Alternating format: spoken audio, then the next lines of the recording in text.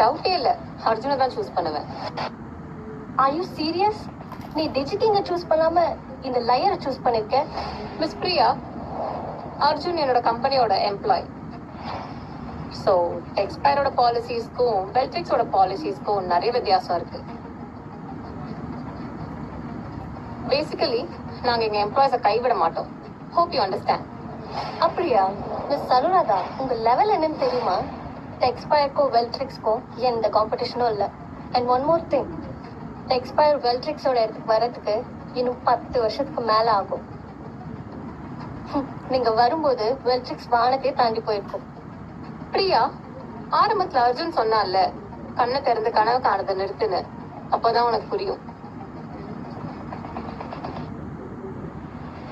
என் கண்ணும் என் காதும் திறந்துதான் இருக்கு. நான் கண்ட கனவை நிறைவேற்றாம விடவே மாட்டேன்.